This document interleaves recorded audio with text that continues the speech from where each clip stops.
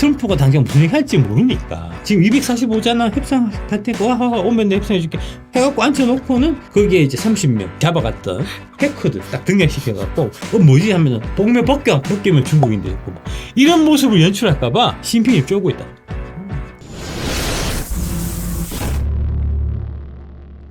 트럼프가 파월 향해 루저. 월가에서는 해임시 대혼란이 일어날 거다. 지금 이제 요 사람, 제런 파월을 지금 이제 해고하네 만에 계속 이제 압박 넣고 하는 해고한다 했다가 아니야 해고까지는 아니야 막 했다가 막 또 말이 왔다 갔다 하죠. 다 교토식 화법이고요. 트럼프의 말을 쫓아가면은 항상 이상한 방향에 가게 돼요. 트럼프의 행동을 봐야 되고요. 트럼프의 본심을 봐야 되고요. 트럼프의 일관된 철학을 알아야 돼요. 최종적인 목적은 아마 파월을 이제 내 말을 듣게 하든지 파월을 자르는 게 목적일 겁니다. WF 주요 구성 멤버들이 다 이런 사람들이잖아요. ECB, IMF 뭐 이런 사람들. 이런 사람들이 사실은 선출된 권력이 아님에도 개인의 부들을 금리를 올리냐 내리느냐에 따라서 확 달라지니까 이런 사람들이 공정하고 객관적으로 국민들의 이득을 위해 갖고 자기 이득은 생각하지 않고 할 거다라고 생각해서 맡겨둔 거지만 그런 애들이 마음껏 활동하기 위해서는 정신적인 지도, 여론 그런 부분들을 교황이 많이 그동안 도와줬었다. 트럼프가 파월을 해고하려고 하는데 지금 월가에서 막 저항하는 게 뭐냐면은 이거 트럼프 네가 만약에 이제 이 제롬 파월 해임하면은 세계 대공황이 닥칠걸? 닥치면 네가 네 지지율이 그대로 있을 것 같아? 성남 국민들에 의해서 네가 끌어져 내려올 걸? 이런 식으로 협박한다는 거죠. 네. 대공황에 관련 1920년대 대공황을 보는 시각은 다양하다. 고전적 해석은 당시 경제학과를 장악한 케인스 학파의 수요 부족 논리라는 겁니다. 이걸 우리는 다 배우고 이걸 알고 있어요. 네. 공급은 많고 수요가 부족해서 그 수요 부족 때문에 대공황이 일어났으니까 그걸 해결하기 위해서는 정부가 나서야 된다. 그래서 이제 복지국가 큰 정부 이게 이제 이렇게 시작된 거잖아요. 그래서 나온 처방이 뉴딜로 대변되는 재정지출 확대였다.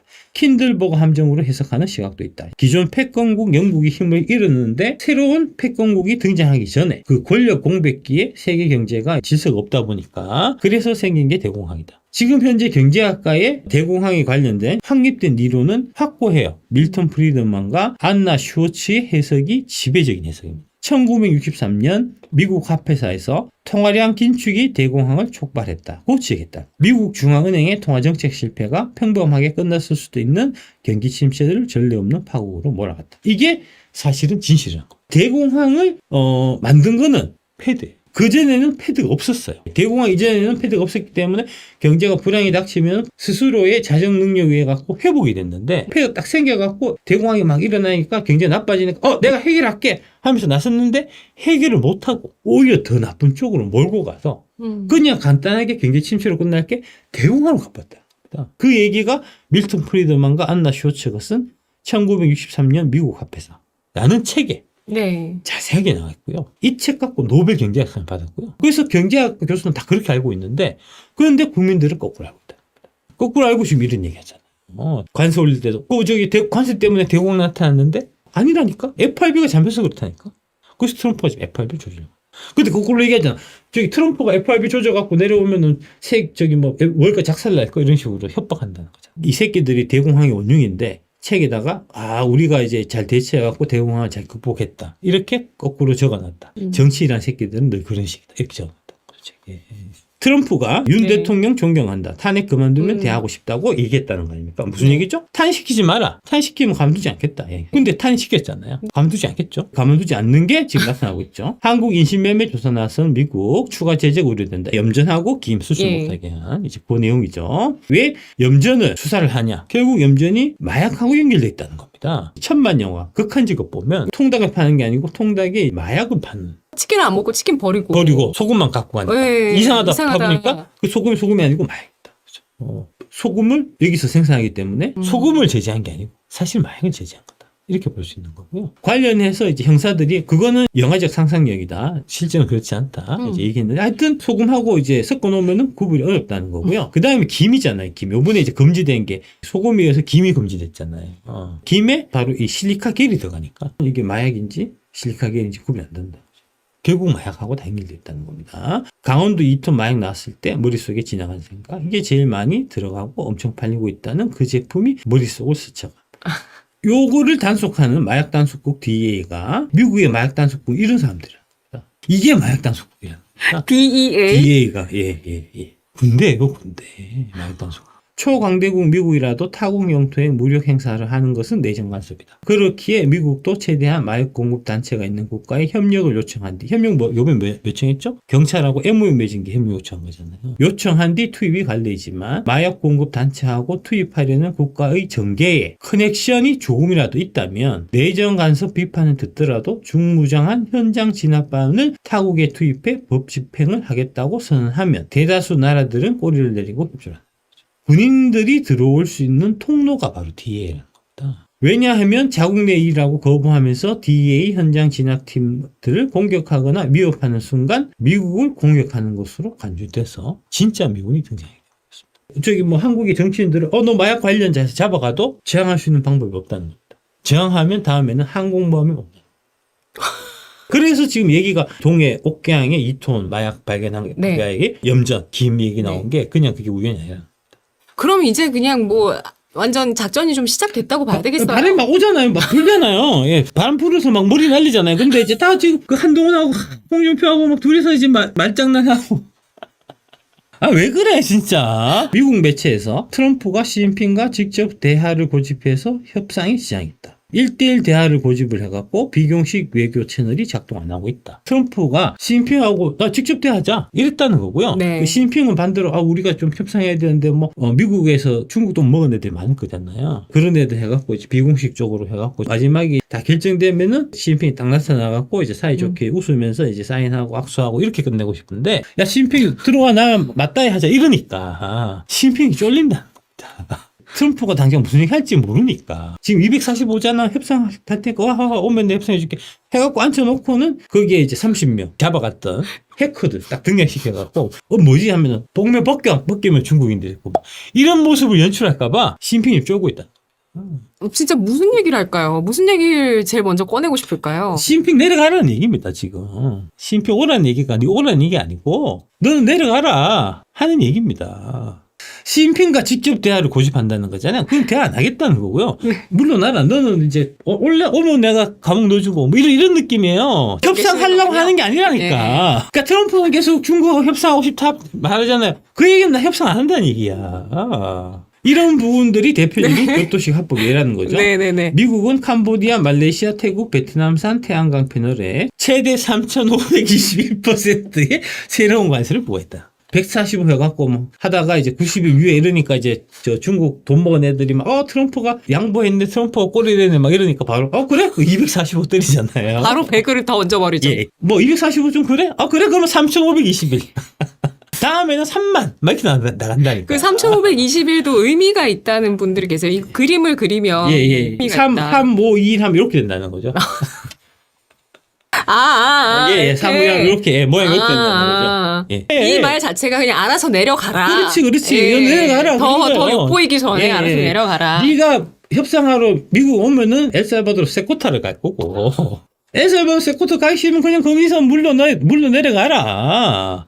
그런 얘기입니다. 과거의 잘못을 뉘우치고 100배 사죄하고 앞으로 다시는 미국한테 이제 까불지 않겠다. 이런 사람들하고 얘기하겠다 하는 얘기예요. 그 얘기가 시진핑하고 직접 대화하겠다는 얘기입니다. 관세 전쟁 벌이는 트럼프의 두 가지 본심해갖고 그의 가장 큰 본심은 미국을 둘러싼 세계 경제 무역의 세판짜기에 있다는 겁니다. 미국은 1976년부터 작년까지 49년 연속 무역 적자를 내고 있고요. 매년 신기록을 갱신하는 상품 수지 적자는 지난해 1조 2천억 달러에 달했다는 겁니다. 1조 2천억이면 1,500조 원이에요. 어마어마한 금액입니다, 진짜. 사실은. 예. 방만한 지출 등으로 해마다 2조 달러 안팎의 연방정부 재정 적자가 추가되고 있다. 계속 이렇게 가서는 좀 곤란하니까 경제적으로 보더라도 이건 줄여야 된다. 쌍둥이 적자로 말미암아 2015년 18조 8천억 달러이던 미국 국가부채는 올해 2월에 36조 2천억 달러. 5경 원이야.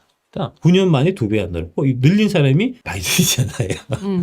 미국은 국가부채 이자를 갚기 위해서 올해 들어 매일 30억 달러, 4조 3천억을 매일 쓰고 있고 이건 안 된다. 줄여야 된다. 그 다음에 또 다른 그의 본심은 중국 압박 무력화에 있다. 이달 2일부터 베네수엘산 원유 수입국에 적용할 관세까지 포함하면 150%에 달한다. 택가리 하는데 관세가 높아졌고 알리, 테무, 셰인 이거 이제 알리, 테무 이거 규제한다고 슈카가 막 지랄지랄 떨었던 거 기억나시죠? 네. 예. 그렇다는 거죠. 뒤에 다 중국이 있다니까. 알리, 테무, 시엔 등 중국 전자상거래 기업의 $800 미만 소액 수익 상품 등에 대해서 면세 제도를 폐지하고 90% 관세법을 개최했다. 분명한 것은 미국 엘리트들의 반중 공감대와 결의가 상상 이상으로 강하고 단호하다는 점이다. 이런 마당에 우리가 섣불리 중국과 손잡고 유일 동맹국인 미국과 각을 세우려 한다면 강력한 경제 제재와 함께 회복하기 힘든 갈등을 겪을 수가 있다. 트럼프의 실패를 바라는 미국 내 반트럼프 언론 보도만 보고 관세 전쟁의 의미와 큰 그림을 오판해서는 안 될 것이다. 지금 그렇게 막 오판하려고 쌍계지랄을 이데일리가 떨고 있어요. 그래서 이데일리에서 제가 잘린 겁니다. 이데일리 지금 계속 쇼츠 올라오는 게 트럼프 욕하는 곳에 쇼츠 올라와요. 예. 돈 먹었겠죠, 뒤에 당연히. 예. 그래서 제가 잘린 겁니다. 제가 반미 친중 언론들 이래가 되겠냐, 나라 망칠 거냐, 이랬더만, 그 다음 주부터 나오지 말라 하더라고. 보니까 이데일리가 반미 친중하고 있더라고. 3% 슈카 뭐 다 마찬가지잖아요. 뭐 네. 그 정도부터 해갖고 그렇게 돌아간다. 존경하는 애국 국민 여러분, 윤어게인으로 뭉쳐서 또다시 자유 대한민국이 빛과 희망이 되어주셔서 진심으로 감사드립니다. 윤 대통령 사기 탄핵은 50%를 넘나드는 애국 국민에 대한 탄핵이자 자유 대한민국을 탄핵한 것입니다. 그러기에 우리는 윤어게인으로 똘똘 뭉쳐서 자유 대한민국을 지키는 새로운 길을 찾아 전진 또 전진해야 합니다. 우리는 지금 낙동강 최후 전선에서 사역을 다해 자유 대한민국을 지키고 있습니다. 우리가 낙동강 전선을 굳건히 지키고 있으면 반드시 인천 상륙 작전이 이어질 것입니다. 그날을 위해 끝까지 싸웁시다. 옥중에서 김용현 배상 이렇게 했다. 이 인천 상륙 작전에 하기 위한 사전 작업들이 계속해서 일어나고 있는 모습을 제가 보여드렸고요. 윤 대통령께서 전한길 강사에게 전한길 선생 당장 눈앞의 파도를 보지 말고 파도를 일으키는 바람을 볼 수 있는 사람이 되길 바랍니다. 전한기 씨는 이 자리에서 다가오는 대선에서의 승리를 다짐하며 윤 전 대통령이 지키고자 했던 가치들을 완성해 나가겠다고 약속했다고 밝혔습니다. 그는 대통령께서 이루지 못한 계획을 저희 국민들이 힘을 합쳐 반드시 완수하겠다고 저희 모든 것을 걸고서라도 그렇게 하겠노라 말씀드렸다고 강조했습니다. 이런 얘기를 하니까 이런 얘기를 듣는 거예요. 아니 파도를 일으키는 바람을 보라고 했는데 다가오는 대선에서 승리를 다짐하면 어쩌겠다.